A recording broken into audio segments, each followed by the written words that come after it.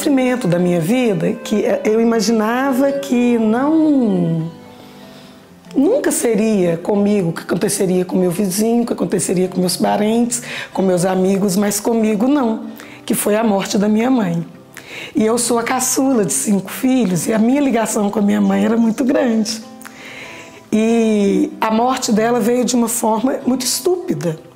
Você imagina eu dentro do cinema e aí veio Lanterninha com uma vizinha me chamando que minha mãe havia ido para o hospital, muito ruim. E quando eu estava saindo para esse cinema, ela foi comigo conversando até na esquina. Então, assim, eu faço uma leitura que ela foi, enquanto eu andava, ela foi despedindo de mim.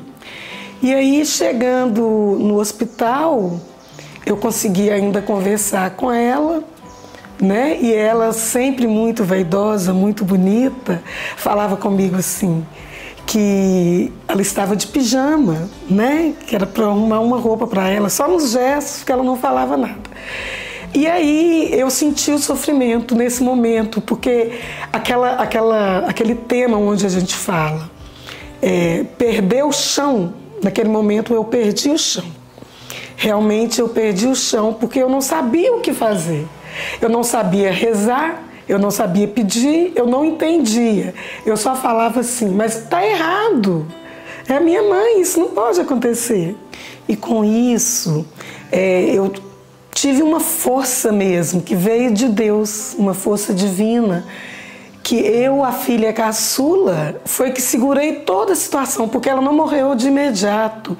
Ela ainda foi lá para casa e ficou 25 dias. E nesse tempo eu era companheira dela, eu era cozinheira dela, eu era cuidadora dela.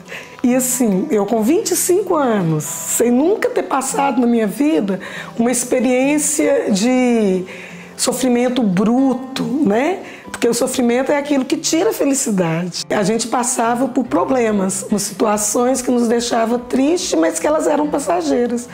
E ali eu tinha que receber as visitas, eu tinha que saber moldar as visitas das coisas que falavam com ela. E eu fui tendo essa força realmente, que aí ela veio a falecer e eu ainda firme, eu ainda estava bem firme. Só que passaram-se 15 dias, me veio vazio, porque eu não tinha minha mãe para cuidar e não tinha minha mãe perto de mim.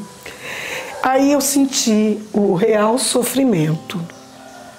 Aí eu pude entender o que é o sofrimento. Tempos depois eu fui entender que esse sofrimento que ele nos permite é como um passarinho, quando o filho vai começar a voar, ele fala assim, vai que você vai dar conta, e solta o passarinho, né? Nós somos um passarinho também nas mãos do Senhor. Ele fala, vai, você vai dar conta. O que tem que ser feito vai ser feito, mas você vai dar conta.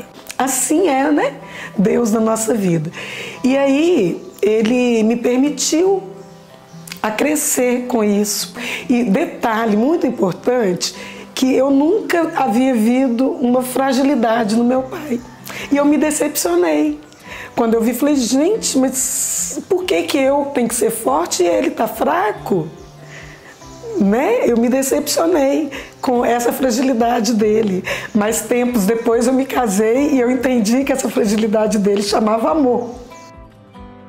Que ele estava perdendo a outra perna dele, né? O outro braço. Deus nos permite, por amor, por tão grande amor por nós, Ele nos permite a crescer. Aí a morte do meu pai já foi uma leitura diferente, foi um sofrimento diferente, onde essa primeira perda me fez aumentar a minha fé em Deus, me fez entender. Mas assim, a dor ainda é muito grande. Porque quando eu perdi a minha mãe, o meu pai passou a ser pai e mãe, né? E eu não mais morava na casa dele. Os nossos laços ficaram muito interligados, né? Porque eu sou meu pai de novo, nós somos muito parecidos. E eu não estive presente na doença, não acompanhei, né? E assim, E Deus foi tão misericordioso que Ele preparou até o momento da partida dele para eu estar presente. Em meio ao sofrimento, descobrir a música em minha vida. Meu pai sendo maestro e eu professora de educação musical. E era com ele que eu dividia, que eu aprendia e que eu me conectava. O luto é super necessário. Ele é muito necessário na nossa vida. Ele é a preparação para uma nova etapa, né? Às vezes a gente fala assim, Senhor, me dê um carro. Ele não vai te dar um carro, Ele vai te dar a possibilidade de ter um carro. Me dê, né? Ele vai nos dar várias possibilidades. E esse luto é uma possibilidade divina de eu poder sofrer, porque o sofrimento é inerente ao ser humano. Você passa por ele mesmo porque você precisa crescer, né? E você não cresce, o Frei Léo falava isso, né? A gente não cresce no amor, não, a gente cresce na dor. E o luto é esse momento de você olhar para dentro de si e entender os desígnios divinos. Tanto pela perda da minha mãe, quanto pela perda do meu pai, eu falo que a gente começou a ter heranças. A minha família é muito linda, a minha família é maravilhosa, nós nos unimos, né? Agora nós temos a minha irmã mais velha que faz o papel, ela que nos dá a bronca, ela que nos dá a alegria, ela que comanda, né? Mas assim, isso foi uma das vantagens. A outra foi a maturidade, né? Maturidade nem se fala. A perda é uma coisa que hoje eu sei lidar. Não vou sofrer muito.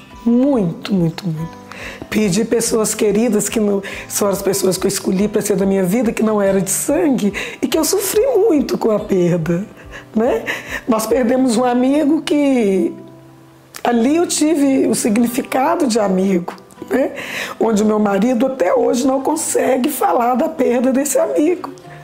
Ele carrega esse sofrimento de uma forma diferente que a minha. Ele usa o silêncio, né? São perdas de pessoas amadas que nos deixam, não que morrem, mas que saem da nossa vida, ou que a gente sai da vida dessas pessoas, é um luto. É um filho que vai para fora estudar, é um luto, é um filho que casa, sabe? É tudo isso, porque o desconhecido nos traz sofrimento. E todo sofrimento, seja ele mais intenso, que tem uns que são muito mais intensos que o outro, vai nos trazer a salvação, sim, naquele momento, daquela situação. Nesse luto, quando a gente revolta, né? E aí tem uma coisa que é inexplicável, não tem explicação, pode ser uma coisa da minha imaginação, sim. Mas na época que eu estava mais confusa do sofrimento, quando eu ia dormir, eu sentia um cheiro muito forte de rosa, entendeu? E eu nunca abria meus olhos, eu não queria abrir meus olhos. Não sei, mas eu falava assim, é a presença de Nossa Senhora. É ela que nesse momento está afagando a minha cabeça e está dizendo, tudo vai passar, né? Espera o tempo do Senhor que tudo vai passar. Um outro momento que eu senti muito a presença de Deus foi nessa pandemia. Essa pandemia foi um tempo de muito crescimento para mim e de muita dor, né? Porque não podia estar com as pessoas que eu amo. Todos os dias era uma pessoa que a gente ama que foi embora por causa da pandemia ou que ficou muito ruim. E nesse sofrimento nós tivemos uma graça espetacular. Nós somos 5 lá em casa, né? 5 irmãos. Então, cada um morando em um lugar. Todos os dias, 19 horas, a gente faz a videochamada e a gente reza o terço. A gente reza o terço pela saúde no Brasil, pelos profissionais da saúde e pela nossa família, pelo bem-estar da nossa família. Então, isso é um grande prêmio, se eu posso falar assim, que eu tive a partir de um sofrimento. E esse terço nos trouxe muitas graças, começando com um sobrinho policial, saudável, jovem. Em meio à pandemia, loucura de pandemia, ele teve um AVC. Então nós rezávamos incessantemente pela saúde de Felipe.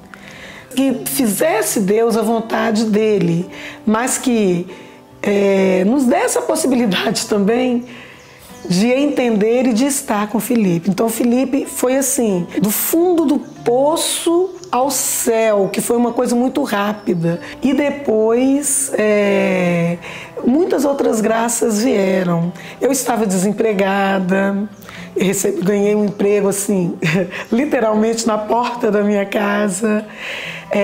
Meu filho estava com o estágio todo atrapalhado, e aí ele conseguiu um estágio numa empresa boa, sem falar de outras coisas assim, que não sejam materiais, né? Sem falar de pessoas da minha família que não ligava para a igreja, que não ia, que foi. O que eu quero dizer para você é que nesse momento de luto, de perda, de sofrimento, sofra, permita-se sofrer. Chore, deixa a lágrima lavar todo o sentimento ruim, toda a dor, mas que tenha como base de tudo isso Jesus, porque Ele é a força, Ele é o caminho, Ele é a verdade, Ele é a vida.